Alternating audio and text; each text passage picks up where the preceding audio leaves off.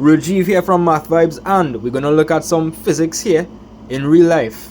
We're going to look at a transformer, a diode, capacitors, switches, and Ohm's law with some real interesting examples. So there we go. And for some context, I'm a second-year electrical engineering student at the University of the West Indies pursuing my bachelor's, and I've been dealing with electronics since I was a kid, so I know what I'm doing.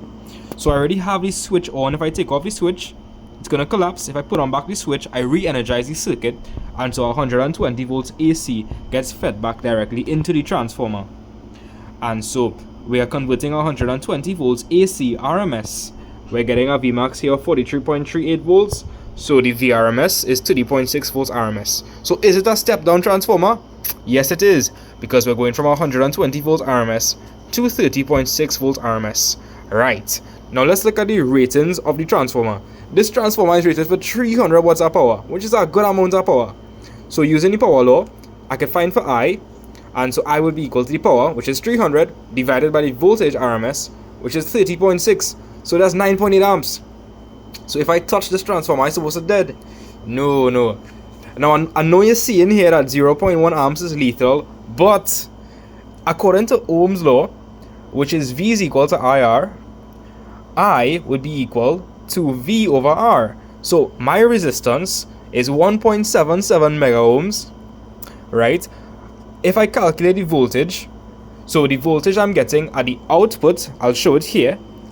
The voltage I'm getting at the output is actually 41.64 volts, but if you calculate it, it's going to be 43.38, which is the Vmax, minus the voltage drops. So at any point of the cycle, the current is going to pass through two of the diodes, and so it's going to be 2 by 0.7. So I calculated 41.98 volts, and I recorded 41.64 volts, which is very, very close. And so if I want to find for current, I would just have to divide both sides by 1.777 by 10 to the power 6. And look at the current I'm getting. So if I were to touch the output, it would have a current of 0.000235 amps passing through my body. And the lethal current is 0.1 amps. So I should be fine. Let me see. Alright guys, time for some action. So do you all think I'm going to get electrocuted? Drop a 1 in the chat if you think so. Drop a 0 in the chat if you trust theory. So what I've done is I've taken my oscilloscope leads and I've placed it after the rectification. So it's now at the output, and as you can see we have a horizontal waveform which suggests that it is a direct current. Remember, this is what an alternating current looks like, and that's what a DC current looks like. AC, DC.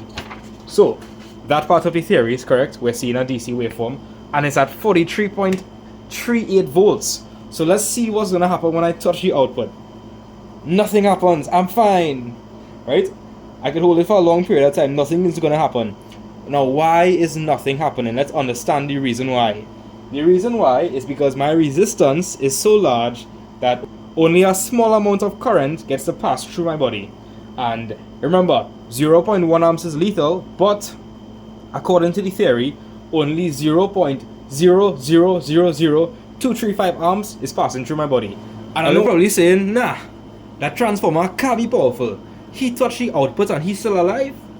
Well, I'm going to show you two things. That the transformer is actually very powerful and capacitors store charge. So even after I disconnect power to the transformer, these capacitors are still going to store a charge. So I'm going to do that right now. So no power, right?